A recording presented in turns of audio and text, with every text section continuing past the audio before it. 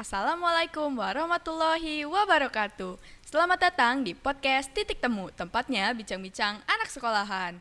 Aku Wina dan di sini seperti biasa aku nggak bakal sendirian karena aku ditemenin oleh rekan aku. Halo guys, aku Altamira Agustin yang bakal nemenin Kak Wina berbincang-bincang bersama narasumber kita hari ini yang merupakan tenaga kerja kesehatan. Yuk kenalan. Halo semuanya, Halo. nama aku Silmi Kafa, aku merupakan tenaga promosi kesehatan di UPTD Puskesmas Cinere. Tuh. Nah, tenaga promkes itu apa sih teman-teman? Yang mungkin banyak yang belum tahu gitu ya. Tenaga promkes itu seperti yang kita ketahui nih, kalau kita ngomongin puskesmas, kesehatan, yang kebayang tuh pasti apa? Suntik. Sakit jadi sehat gitu ya, jadi berobat gitu ya. Nah, sementara itu sekarang ini ada program pemerintah gitu ya, di mana kita tuh sekarang penekanannya pada promotif dan preventif. Di mana kalau promotif itu kita mempromosikan kesehatan supaya mencegah orang yang tadinya sehat menjadi sakit. Nah, itu tugasnya aku di Puskesmas Cinere gitu. Oh, berarti pas banget nih sama tema kita hari ini, yaitu kesehatan remaja, free sex dan dampak narkoba. Nah, seperti yang kakak lihat nih, ini kan kru kita sebagai pelajar juga remaja kan masuknya. Nah, apa aja sih Kak permasalahan kesehatan di remaja-remaja gitu? Permasalahan kesehatan di remaja ya. Iya. Sebenarnya kalau kita ngomong kesehatan tuh banyak ya. Betul. Banyak deh, panjang kali lebar gitu ya. Cuma kita sekarang fokusnya ke free sex dan kenakalan Iya, remaja betul, gitu betul. ya. Kalau kita ngomongin free sex itu, yang pertama sumbernya itu adalah pendidikan kesehatan reproduksi gitu ya. Dimana kita kalau misalnya harusnya belajar cash pro itu dari mulai SD gitu ya. Anak zaman sekarang kan gampang banget dapat informasi dari YouTube ya. YouTube lah, dari Google, cari-cari sendiri gitu. Sementara yang di YouTube itu belum tentu benar gitu ya, makanya perlu adanya edukasi kesehatan gitu ya, dimana kalau misalnya ketika kita nggak tahu nih yang seharusnya gimana, akhirnya jadi masalah-masalah kesehatan seperti apa tadi, seks bebas, abis itu bisa ada penyakit-penyakit infeksi seksual menular dan juga HIV/AIDS kayak gitu. Nah, itu juga bisa disebabkan karena kenakalan remaja kayak gitu sih ya. Terus selanjutnya juga ada masalah-masalah lainnya kayak penyalahgunaan narkoba, merokok di sini. Teman-teman di sini ada yang ngerokok gitu. Itu jadi sumber pintu masuknya narkoba gitu. Selain itu juga masalah-masalah kesehatan lain ya, kayak misalnya anak-anak perempuan nih, remaja putri di Cinere tentunya itu kira-kira 40% itu anemia. Udah pernah dengar anemia? Kurang darah ya? Iya betul, kurang darah gitu ya. Ketika kurang darah nanti dia berpengaruh ketika jadi ibu kayak gitu. Selain itu juga ada kayak misalnya anak-anak remaja itu biasanya mager ya. Iya. Ya, kurang gerak gitu Betul ya. banget. Makanannya mau yang fast food, yang gampang, yang enak gitu ya, udah kurang gerak. Terus abis itu juga sukanya makan yang nggak sehat gitu. Jadi akhirnya obesitas meningkat dan juga badannya lesu, lemah, lunglai kayak gitu sih ya. Kenapa sih Kak di usia remaja tuh sangat penting dikasih edukasi kesehatan reproduksi? Oh gitu ya. Seperti yang kita tahu ya, kalau masa remaja itu masalah peralihan dari anak-anak yang tadinya anak-anak menjadi orang dewasa gitu ya. Di situ kan kita mulai organ seksual mulai berkembang. Yang perempuan mulai tumbuh payudara, mulai menstruasi gitu ya. Sementara kalau yang laki-laki itu organ seksualnya mulai matang, mulai mimpi basah kayak gitu. Otomatis pada saat itu kan berubah gitu ya, dari anak-anak mungkin polos gitu ya, ketika mulai remaja itu beda, berubah gitu. Terus ketertarikan seksualnya antara perempuan sama laki-laki gitu ya, itu juga berubah. Makanya kita penting nih untuk kasih tahu gimana sih yang pendidikan reproduksi yang benar kayak gitu ya, terus yang sesuai jalur dan juga yang sehat. Jadi supaya apa? Supaya kita terhindar dari perilaku-perilaku seksual yang menyimpang seperti itu kira-kira.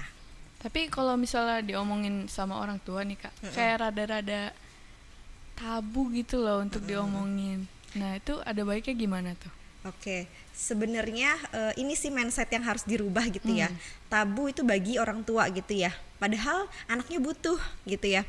Kadang-kadang orang tua itu ngerasa, ih ngapain sih ngomongin kayak gituan, malu atuh kayak gitu. Atau misalnya anaknya nanya, mama gimana sih cara berhubungan seksual? Itu kan pertanyaannya mungkin aja kan. Apalagi laki-laki organ seksnya baru mateng, perempuan juga baru mateng gitu. Ketika dia penasaran wajar dong gitu ya. Nah, kalau misalnya terjadi seperti itu, harusnya tugas orang tua untuk menjelaskan. Tapi memang belum semua orang tua itu paham dan kayak, ih apaan sih kok nanyanya kayak gitu gitu ya. Atau dirasanya jorok banget sih. Sering kan ya dengar kayak gitu ya. Betul. Pada akhirnya kita jadinya gimana nyarinya kalau ditanyanya kayak gitu sama orang tua? Akhirnya carilah di Google, cari di YouTube, dan justru dapat contoh-contoh yang harusnya nggak dilakukan gitu. Kita jadi melihat hal-hal yang porno yang sebenarnya nggak sesuai fitrah kayak gitu. Nah, gimana nih supaya nggak terjadi hal yang seperti itu? Kalau menurut aku yang pertama adalah kita baiknya nih memang ada dari sekolah gitu, atau mungkin dari guru-guru, atau mungkin kita juga banyak sekarang channel-channel tentang kesehatan reproduksi yang betul gitu ya. Jadi bisa cari tahu lebih lanjut, terus juga diadain lah mungkin kalau di sekolah ini ada bagian kesehatannya gitu untuk sharing-sharing kayak gitu, atau bikin media-media leaflet atau misalnya film-film pendek terkait kesehatan reproduksi gitu, supaya apa? Supaya dapat yang hal yang benar gitu. Jadi kita kalau banyak yang menyimpang, kita harus perangin dengan yang baik kayak gitu sih menurut aku ya. Oke. Terus apa sih permasalahan kesehatan ini tuh akibat dari apa gitu? Kesehatan, permasalahan kesehatan kayak gitu ya. Tadi sudah aku sampaikan, misalnya kayak pada akhirnya banyak terkena penyakit seksual, infeksi seksual menular, terus penyakit yang udah sering kita dengar dan masih cukup mengerikan gitu ya, HIV/AIDS gitu ya. Itu kan salah satu akibat dari perilaku seksual yang tidak baik kayak gitu ya, atau tidak safe gitu. Dimana infeksi menular seksual ini kan bisa dicegah dengan kita tahu nih harusnya seperti apa gitu ya, supaya kita misalnya kalau mau pacaran atau misalnya mau deket sama lawan jenis itu harus ada batasannya gitu ya. No sex before married, jadi sebelum menikah itu nggak ada seks kayak gitu ya. Jadi ketika kita berteman dengan lawan jenis secukupnya, tidak perlu ada yang namanya berhubungan seksual. Kenapa gitu? Nah itu kan pasti dapetnya dari kita, pengetahuan dari awal kitanya sendiri kan ya. Gimana supaya kitanya nggak melakukan hal itu? Kita harus tahu dulu nih, pertama kita tahu bahaya-bahaya penyakit seksual menular gitu ya. Terus kalau kita tahu, kadang namanya godaan gitu ya, anak-anak remaja kan pengennya dapat pasangan, punya pacar kayak gitu ya. Kita juga punya benteng gitu ya, supaya kita nggak ikut-ikutan tren-tren zaman sekarang kayak gitu sih ya, mungkin ya. Karena pergaulan bebas juga ya Bu ya? Pergaulan bebas gitu ya. Sebenarnya kan kita nggak membatasi ya, kita mau temenan sama siapa kayak gitu. Nah tapi kita harus punya filter nih gitu, dimana kita tahu nih infeksi menular seksual itu kalau udah kena itu sembuhnya tuh sulit kayak gitu ya. Apalagi misalnya udah pernah dengar penyakit seksual, kalau misalnya kalian pernah dengar, tahu nggak? Belum sih, baru HIV. HIV ya, kalau yang sering terkenal tuh HIV. Nah HIV itu udah paling ujungnya gitu ya. Kalau infeksi menular yang lainnya itu kayak bisa penyakit sifilis.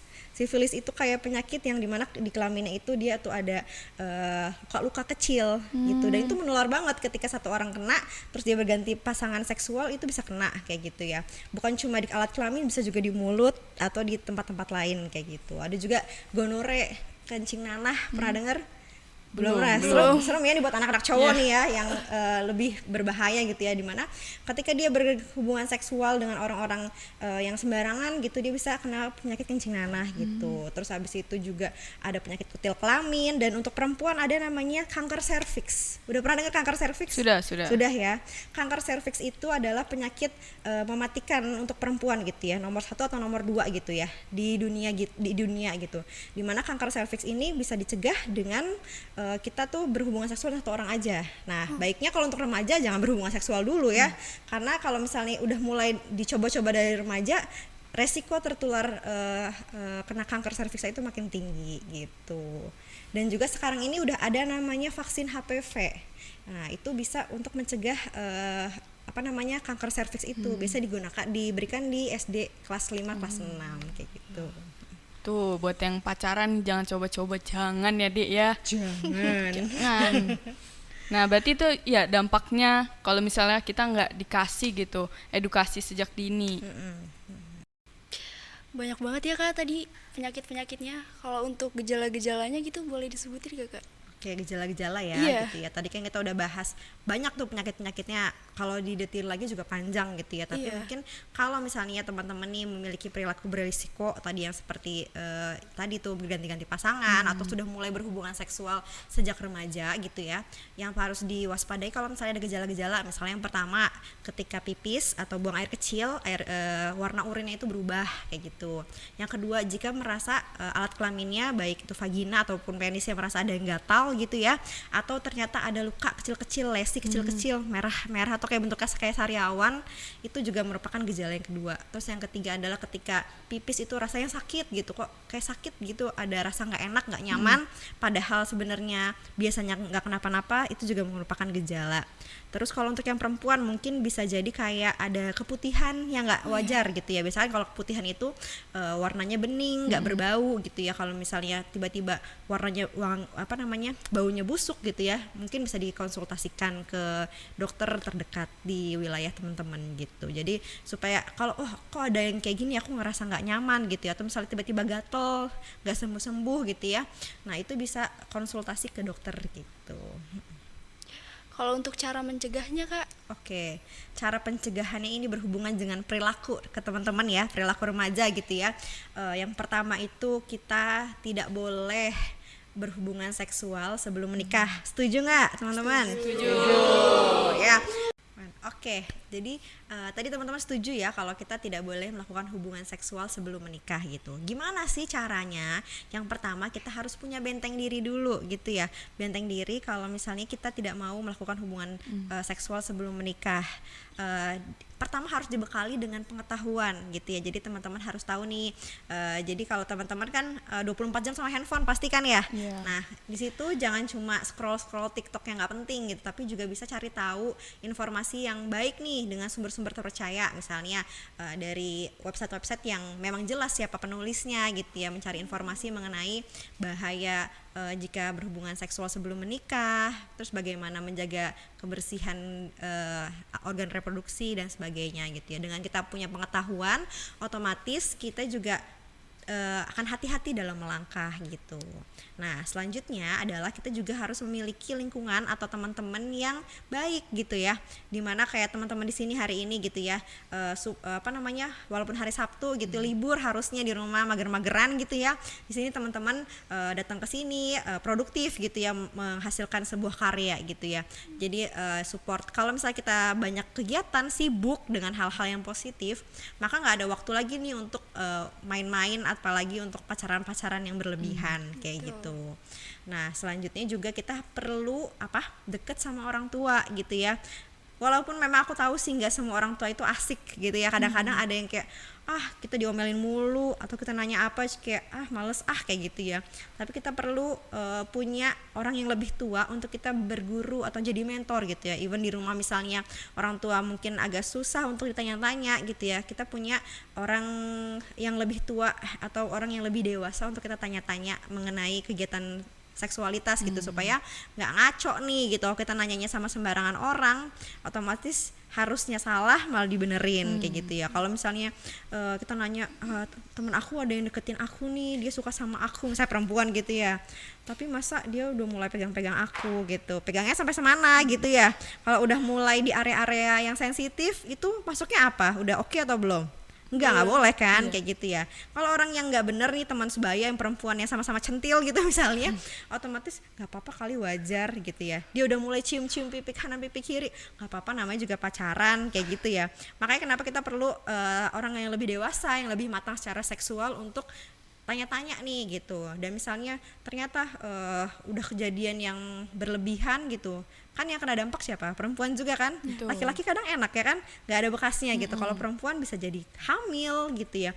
Ketika hamil nanti masih sekolah, masih banyak yang harus diurusin, yang rugi juga kita kayak gitu. Jadi selain kita punya orang yang lebih dekat, lebih orang tua yang lebih kita bisa tanya-tanya, kita juga jadi akhirnya punya benteng nih gitu. Dan yang terakhir ini penting ya bagi semuanya gitu ya, kita dekat sama Tuhan kita, sama Allah gitu ya.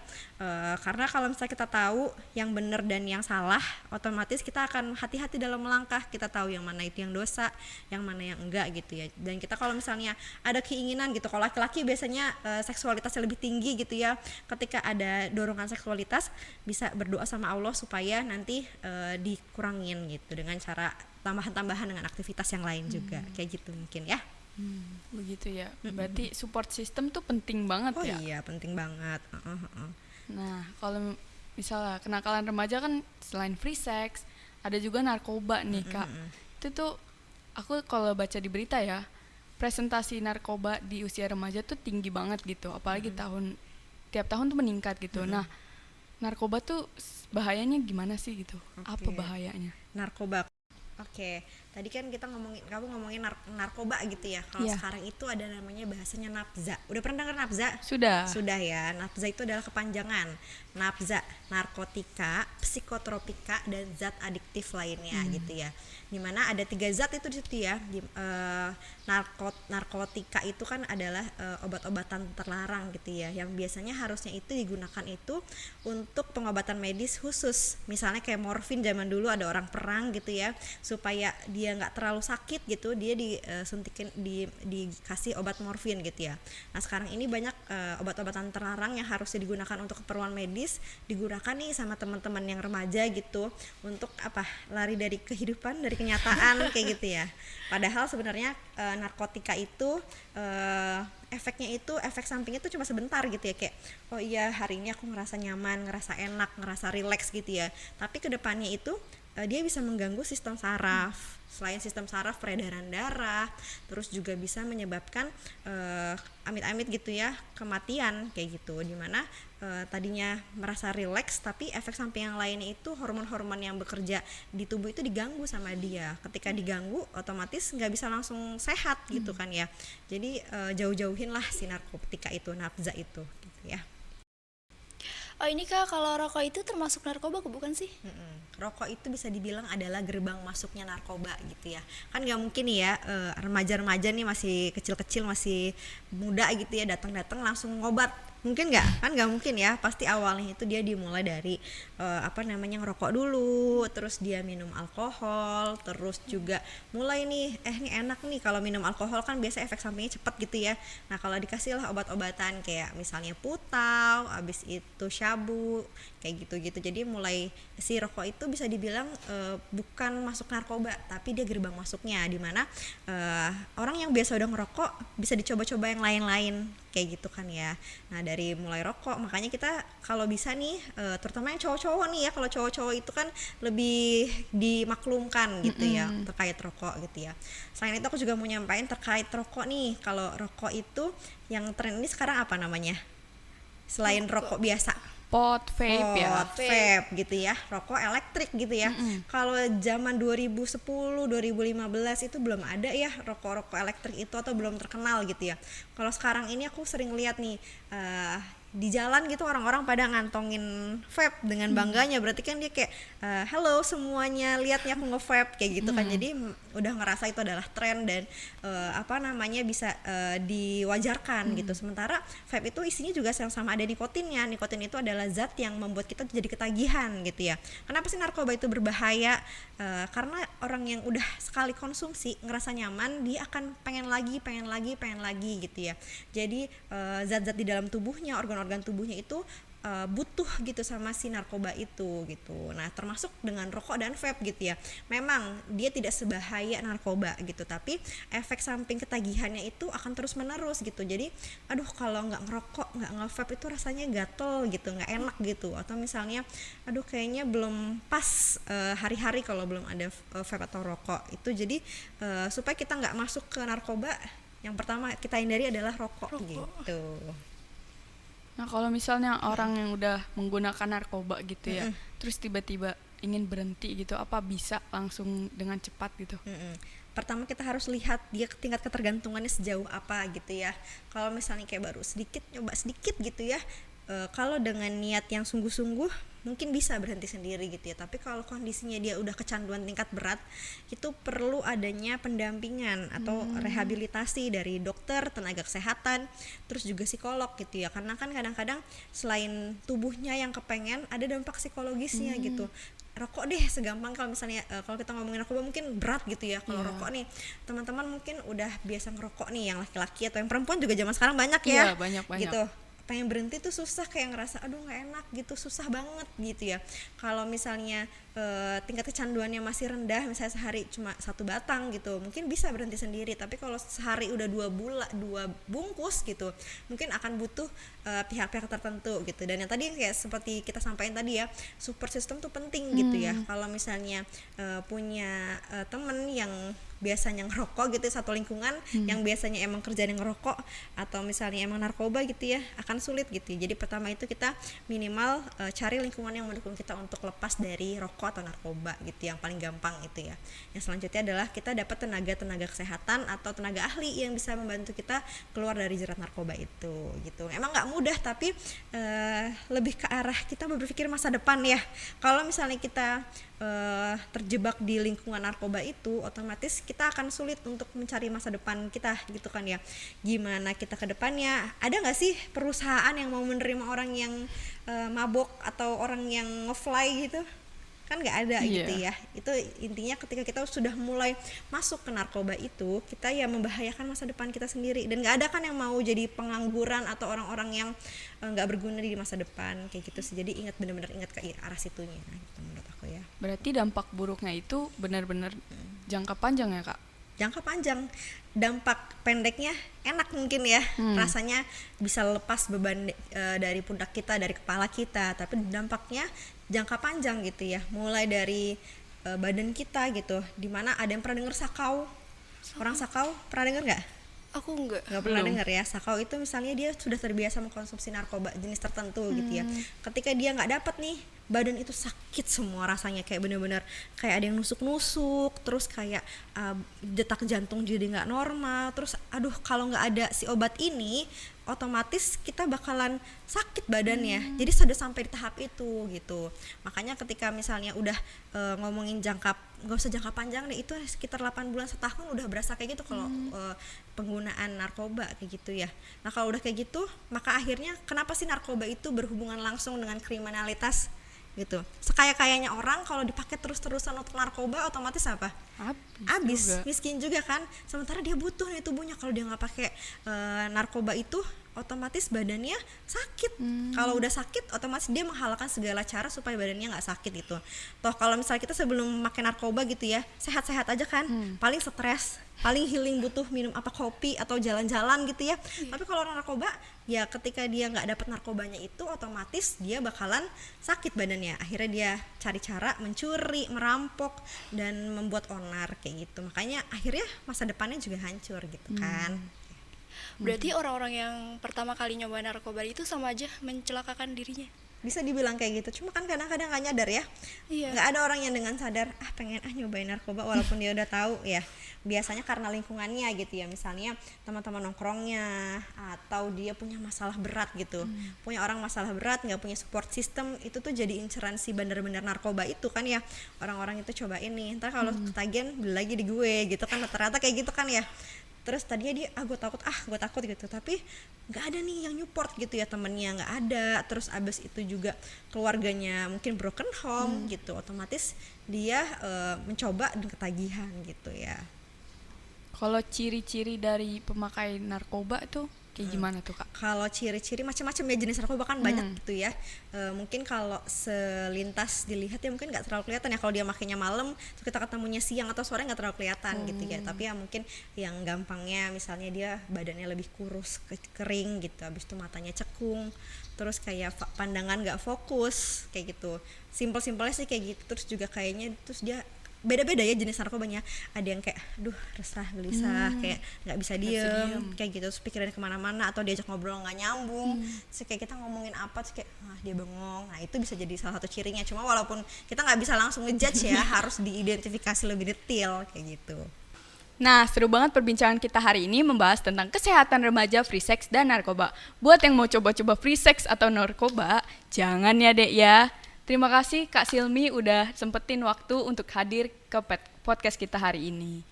Jangan lupa saksikan podcast Titik Temu di YouTube Vokasional SMK Tadika Pertiwi dan Spotify Titik Temu. See you next time. Wassalamualaikum warahmatullahi wabarakatuh.